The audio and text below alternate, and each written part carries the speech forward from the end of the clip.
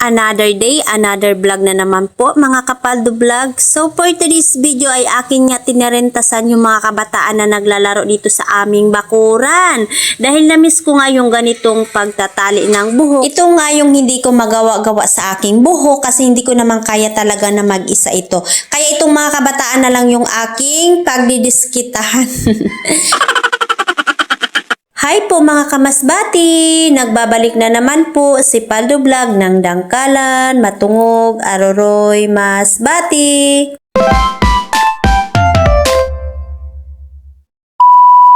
Good day po everyone. So for today's video ay ayan yung aking pinagkakabisihan.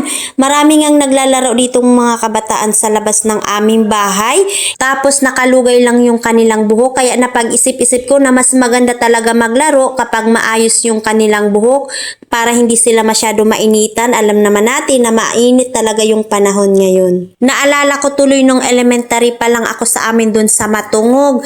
Ito yung usong-usong mga butukan nung panahon na yun, yung talian ng buhok, ganito. Ay nako, naiinggit talaga ako sa iba na marunong nito. Kasi yung mother ko hindi talaga marunong maganitong terentas na parang ganito yung style niya pahidvan. Or yung parang ganito, yung pinagdikit-dikit yung buhok. Yung alam lang kasi nga, yung parang dalawahan lang. Kaya nung nag-grade 6 na ako, ay natuto na akong gumawa ng ganito. Maganda nga ito tingnan, lalo na pagtapos na at mahaba yung mga buhok ng mga anak ninyo, ay maganda talaga itong gawin sa kanila. Kaya nga naiisip ko, pag marami talaga akong anak na babae, hey, grabe naman sa marami.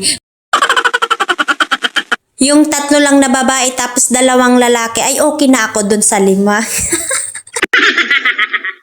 Hindi na talaga logi ng mga kapaldo vlog. May palahi na, oy, sana all. Pagkatapos ko nga siya dyan terentasan na parang pahidban, ay akin na siyang tatalian ng Sanrio. Oy, Sanrio ba yun? Tama ba yun? Or Rio? Oy, bahala na kayo dyan kung anong tawag yan. Basta ito panali na parang lastiko na maliliit lang. Maganda din siguro ito pag sa buhok ko ito gagawin kaso hindi ko nga kaya siya na ako lang mag-isa talaga. Pinagpapawisan niya ako dyan ng maraming pawis kasi nasa labas kami ng bahay, walang electric fan, pero okay lang kasi work it naman yung aking pagkakagawa kasi kung nakikita ninyo grabe naman yung paka-smile ng aking tinirentasan dyan. At ito na nga yung result. Charan! O diba, work it yung aking pagkakagawa. Maganda na silang tingnan. Hindi gaya nung dati na ay naku, pag naglalaro sila, nagliliparan din yung kanilang buhok. Kaya ayan na po. Wow, mapapawaw ka talaga. Wow, amazing. Maganda nga itong ayos sa kanila lalo na pag nagbalik-aral na sila kasi malinis tingnan. Pero dapat syempre hindi basa yung buhok para hindi naman sumakit yung kanilang ulo. Pangit naman kasi kapag basa pa yung buhok tapos titirentasan mo ng gaya nito. Madali lang naman itong gawin kaya pwede nyo itong gawin sa inyong mga anak dyan. Kaya ano pang hinahantay ninyo habang wala pa yung pasukan?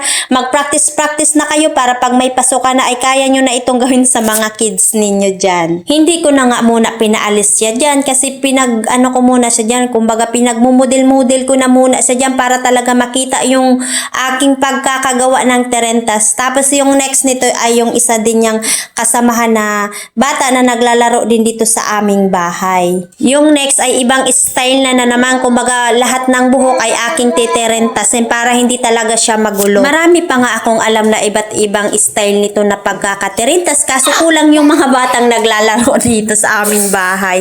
Kaya yan lang muna silang dalawa. Susuklayan ko na muna siya dyan bago ko naman ulit titirentasan. Yung next na gagawin ko ay lahat nga ng kanyang buhok ay aking puputsyungin. Hey, tama ba yung guys? Puputsyungin. Tagalog ba yun or Bisaya yung words na puputsyungin?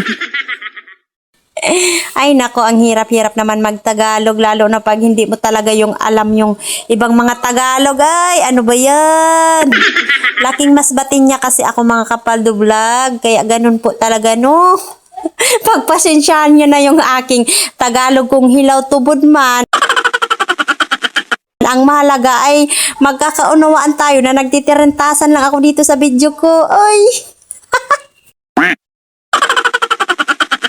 Ay, ambot na lang talaga sa kanding na may bang. Mabilis lang naman ako natapos dito kasi medyo maikli lang yung kanyang buhok kaya talagang mabilis lang po ako na natapos dito at ito na siya. Charan! O di ba maganda nang tingnan kapag nagtatakbo sila ay hindi na nakalugay yung kanilang buhok. Kaya kahit mainit ay for the go na sila sa kanilang mga paglalaro. Gusto ko nga din yung ganitong pagkakatali o pagkakatirintas ng aking buhok. Ang problema lang ay walang gagawa nito sa akin kasi dito sa aking binoburdan ay wala naman marunong na gumawa nito. Kaya yung mga kabataan na lang talaga yung ginawan ko nito.